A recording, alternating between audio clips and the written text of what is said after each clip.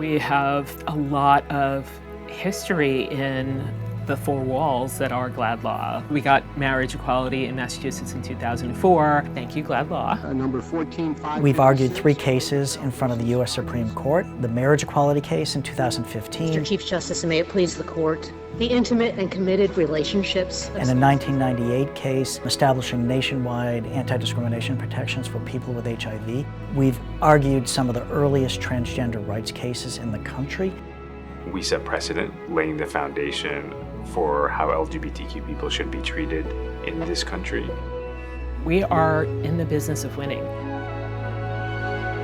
Every person who works with GLAAD Law has a connection to our mission and a passion for it.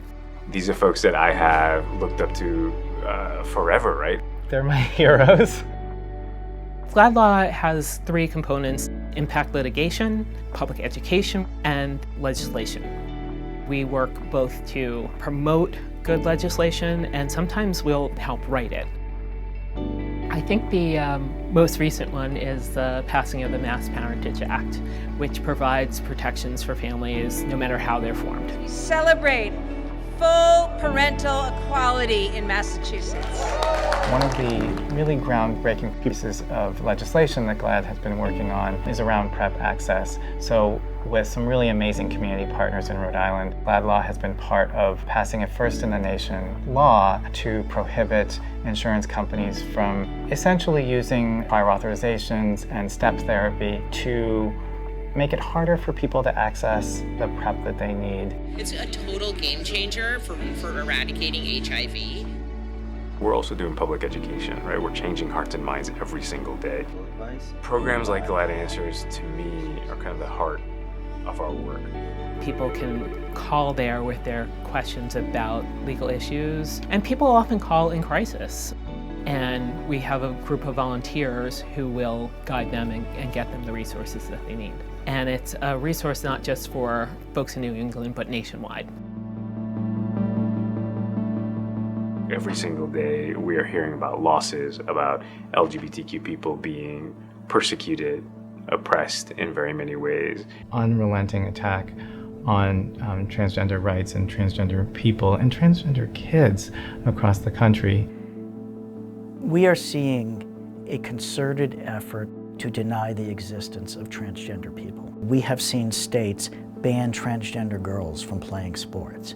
But New Hampshire this summer became the first state in the Northeast to pass such a law. We were in court within 30 days on behalf of 2 transgender girls whose passion is playing sports. And we really brought the intensity of preparing for that case on a very short time frame with very high stakes, with legal theories that have not been decided yet in these courts. And we got an order from federal district judge in New Hampshire blocking that statute.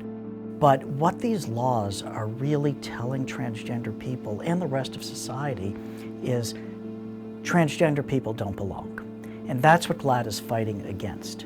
We're also working in Alabama on a case, and that's about medical rights for trans families. We've seen that, sometimes rights that we took for granted are not as solidified as we thought. There are so many ways that some of the very fundamental rights of people are being threatened, that we need to be able to meet the challenge, but not just meet the challenge, also be able to turn the tide. We're in this space of evolution. We just hired 4 new attorneys. This is really what I went to law school for. In our movement, we have always benefited tremendously from new generations coming in to really carry the movement forward in the times that we face today. We do not shy away from the hardest cases because that is what our community counts on us to do. What GLAAD Law provides people is hope.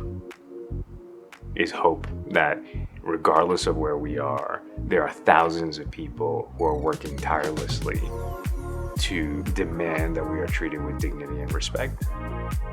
And we are setting the foundation to make the future that we want possible. So, call me an optimist, but there.